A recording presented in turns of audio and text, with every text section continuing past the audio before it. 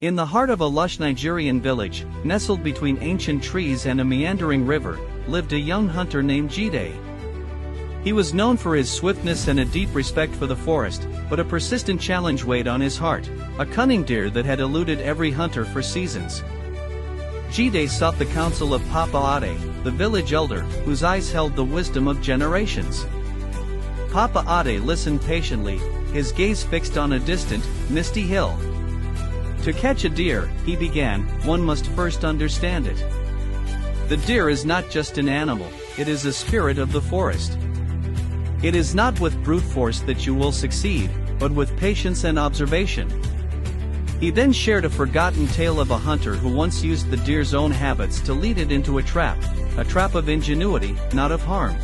Jide returned to the forest, but this time, not to hunt. He went to listen. He spent days observing the deer's movements, learning its routine. He discovered it always drank from the same secret spring at dusk and rested in a specific clearing during the heat of the day. He noted the paths it took, the plants it grazed on, and the way it would pause, ears twitching, before crossing an open space. Jide began to move with the rhythm of the forest, no longer an intruder but a quiet observer. He learned to read the signs, the snapped twig, the fresh hoof print, the discarded antlers. The forest was speaking to him, and he was finally ready to listen.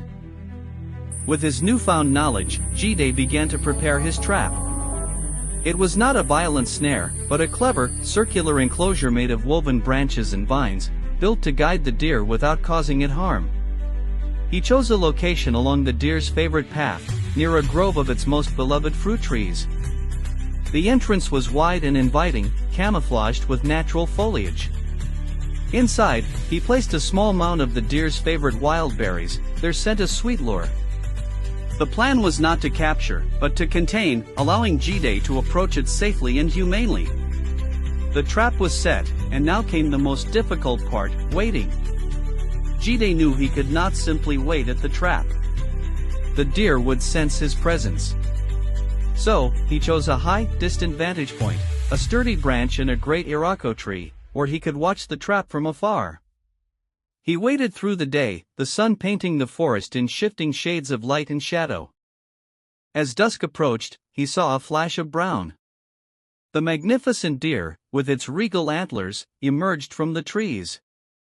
It moved cautiously, but the lure of the berries was strong. With graceful steps, it entered the enclosure. The weighted vines at the entrance fell silently behind it, sealing the trap. The deer was not in a panic, it simply paused, tasting the berries. Jide descended from the tree, his heart pounding. He approached the enclosure slowly, his hands empty, a sign of peace. The deer looked at him, its large, brown eyes calm and intelligent.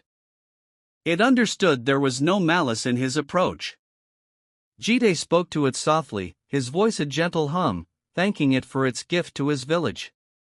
He then carefully opened a section of the enclosure, allowing the deer to walk out freely. Before it disappeared back into the forest, it turned and gave a small nod, a gesture of understanding and respect. Jide returned to the village empty-handed, but filled with a profound sense of triumph. He had not caught a deer, but he had captured something far more valuable, the true essence of a hunter: patience, respect, and the wisdom to live in harmony with the forest.